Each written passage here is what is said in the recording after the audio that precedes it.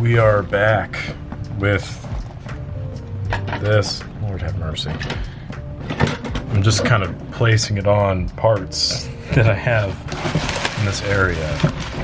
But I'm opening up the box so you don't see any of that. And look at that. That under there. Boom. Okay. So, I want to talk about this. This is something that a customer sent in. I opened this up and I kind of took a peek at it because I was like, what is this? And then I checked the, it's like I didn't buy a K1000 because it's typically what somebody sends like when you buy like a K1000 online.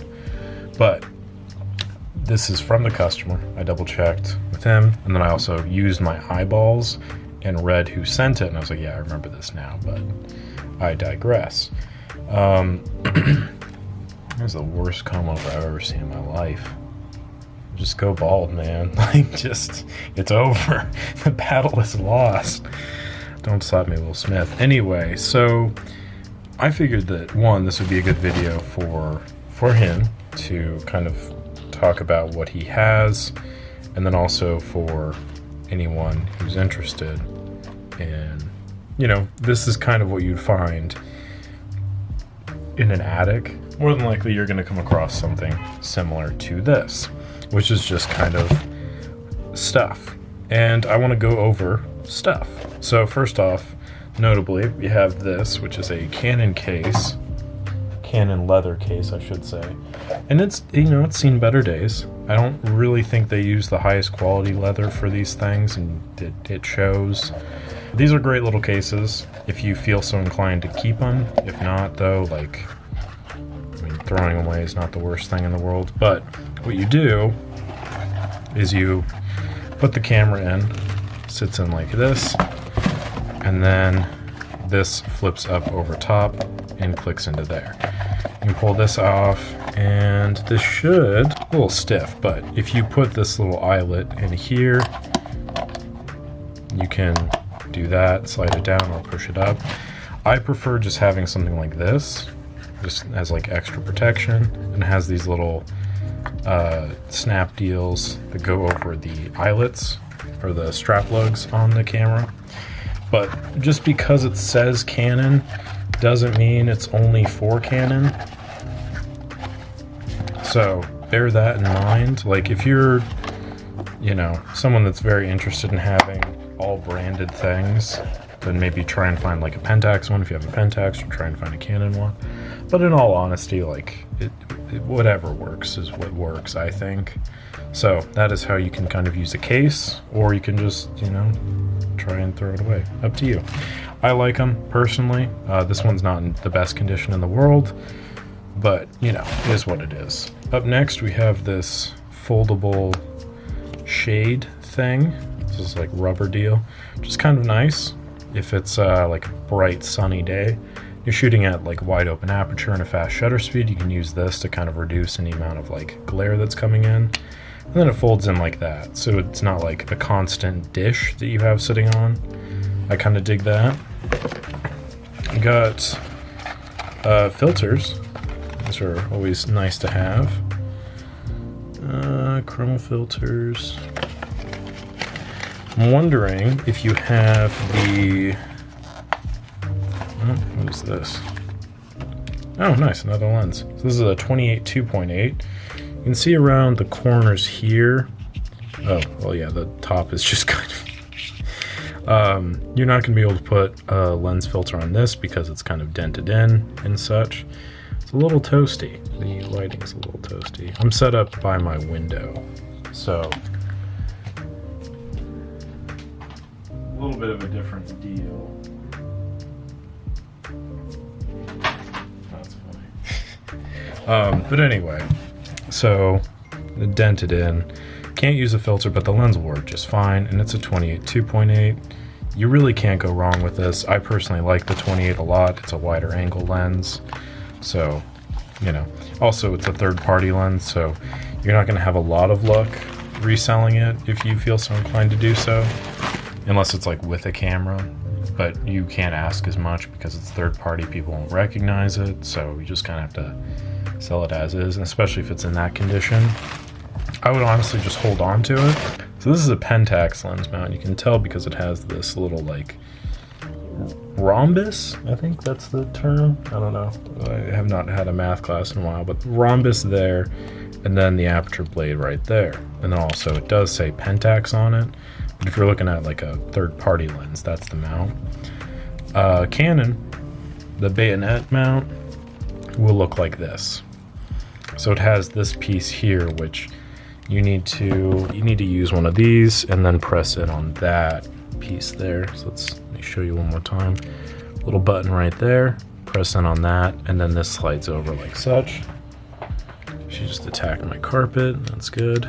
And you can see there that the blades are indeed moving. However, they're moving very slow, as I suspect there's a lot of oil in there. And this lens is probably better fit for El Garbage. Moving on, FD lens, not in the best condition, but that's fine. Here we have a flash in the Canon case. This one's a good one. This is the Speedlight 133A. Now, the thing about flashes is always just check. Oh, okay. You know what? This actually looks incredibly clean. So you're good to go there. 9 times out of 10, if it's clean like that, it'll work just fine. So that is nice. Moving on, we have more filters. This is the Albinar 55 Polarizing. If you have like a water or a screen or something like that, it will block that out. What's interesting though is this 55mm thread for the filter, and both the lenses in here are only 49mm threads. So, kind of interesting. Here we have a step-up ring. That makes a lot more sense. But there's no step-up ring in here. It is in fact another filter. This is a UV filter. This one is a little bit less useful. This is more for, in my mind, protecting your lens from dropping it. There's certain circumstances in which it's useful, but it doesn't really quantify in the same way as something like a creative filter. Here, this is what I was looking for, because you can take something like this Chroma Filter, which I think this is tobacco. I think that's what it's called. And then you can slide it in potentially like so. So you can use that and kind of create different style looks. There's so many of these, like these are plastic, and if you mount it properly and not like a moron, yeah, it gives your photography a different look. So I always recommend that to people if they're like looking to branch out. Get some filters. And I'm saying that as somebody who has a lot of filters and would like to sell them. So if you are interested in filters, let me know. Lens cap there. This is your 50 f2, very standard lens for this. I'll just double check. Blades look to be. Blades are very good, blades are responsive, so that is good there. And then finally, last but not least, oh, there's also film in here.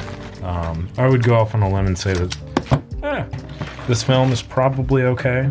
It's 200 speed film, so the lower ASA, the longer it lasts. Typically, that's just kind of the running assumption, I would say. Higher ASA stuff is okay if it's stored in cold environments. If it's just like in an attic and you got like 800 film, safe to say that that's probably fried. Nothing wrong with shooting fried film. You just have to like know going into it, whatever image is you want to take is probably not going to turn out that well. So bear that in mind. Here we have the Pentax K1000.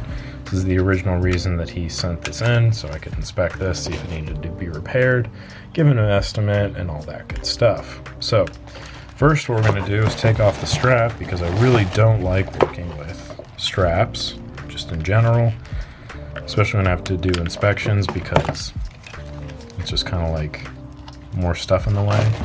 This is a pretty good strap though, I would say. Typically what I look for in straps is like clear sweat lines and dirt lines. And it's a little dirty around the edges here, you can see. But for the most part, it's very good, durable. I prefer these like thicker straps as opposed to like the shoelace straps, but that's just me personally. It's an old Fuji strap, so that's kind of cool if you're down for that. I like the styling of the old Fuji logo a lot. So let's run through the K1000. First thing I want to check, frame counter resets, that's great. Inside here, looks like the curtain is a little bit off track, which reminds me I've got an email to reply to. So you can see here, it's a little bit gummed up, which is not great. Just a little bit of work there. That's at 1/4 a second, it seems to be firing fine there. Let's try 1 second. Sounds good. Bulb. Good. 1000.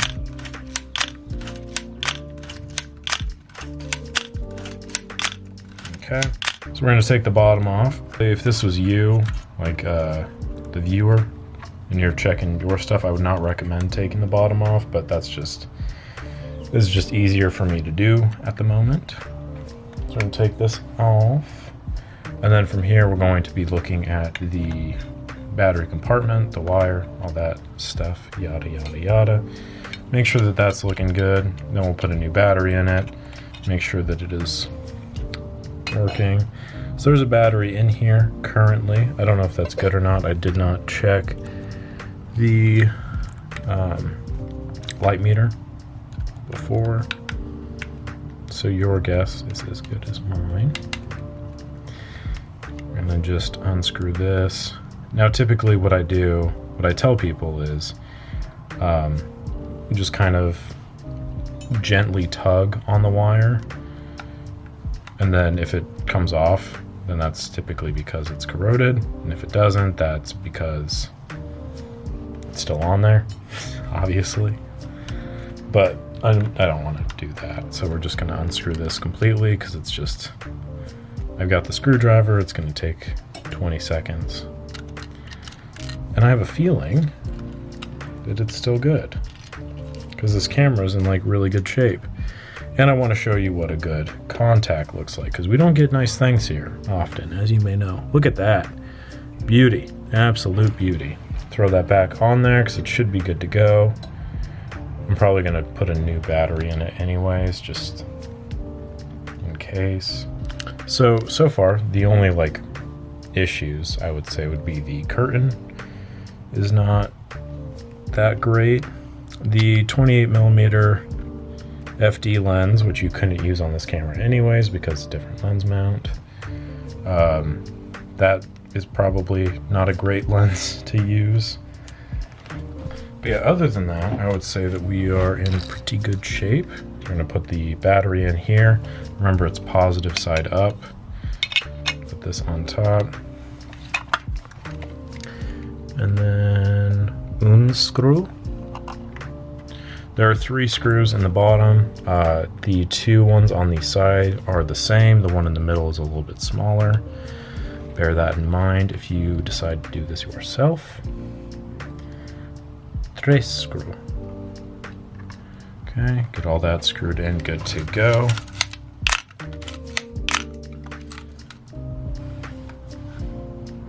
Look at that, light meter works. The focus screen is incredibly clean, as you can tell. Honestly, great looking camera. What I'll probably do, just to be safe, clean it a little bit, replace the mirror bumper there and the light seal in here, as well as try and remount the curtain. Yeah, look at that. It just took a little bit of negotiating. It's just a matter of kind of tweaking it, but I'm not even going to show you because I don't want you to do it. If you're having that issue, shoot me an email and we'll go over it from there. The framing on this was terrible. I am so sorry for that. But seriously, I could not have framed that worse if I tried. in the meantime, that's pretty much what I would do to inspect the K1000, and also just to kind of go over, let's say you found your, you know, grandma's camera, aunt's camera, whatever. That's kind of what I would check. These are like, the filters are good. They're fun to have. You know, you can create a different look. You can protect your lens. Like, it's good to have, good to keep around. Testing the camera, that's how you do it. If it's a different kind of camera, like an AE1, I've got a separate video for AE1 inspection. A Spotmatic is pretty much the same thing as this, testing and whatnot. But basically, kind of go through the camera, make sure the shutter speeds are working, make sure that it has power. The lens depends on the lens mount, but that's how you check a K-mount lens. I just go through the different apertures, make sure the blades are all working, and then unless there's like clear signs of damage to the lens or somebody like had clearly tried getting into it, everything else should be a-okay.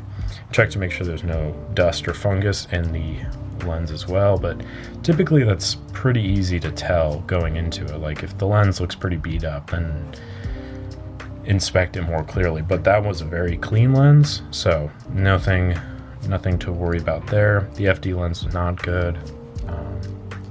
Even if it just had like no oil on the blades, just the dents around the thread mounts, which, oh, by the way, let me see if I can, I was gonna say, finding how to read these lenses to find the thread mounts. Typically the kit lenses, which would be the FD 51.8, the K mount 50 F2, the MD mounts, the OM mount, I believe, is even also 49mm thread. But these are all pretty much 49mm, so you don't have to worry about that.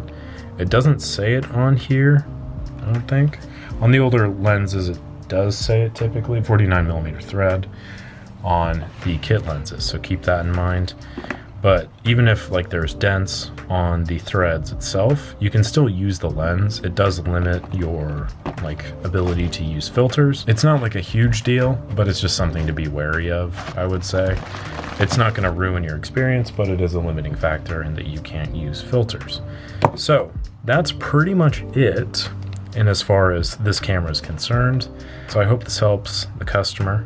I've got another walkthrough video on the K1000, so I'll link that down below for more tips on how to use this camera in particular. But I'm gonna cut this video now because I'm running out of space on this card and I need to edit this. Yeah, so I'm gonna get this cleaned, put new seals on it, and I'm good to go basically. If you have any questions in particular, comment them down below, let me know. I apologize again for the framing. I hope it doesn't look too terrible. I think that will do it for now. Appreciate you watching. Comment any questions you have down below, shoot me an email, and yeah, subscribe to the channel if you like this kind of content, you want to see more. Got more videos coming out like at least once or twice a week, so appreciate you watching. Catch you on the next one.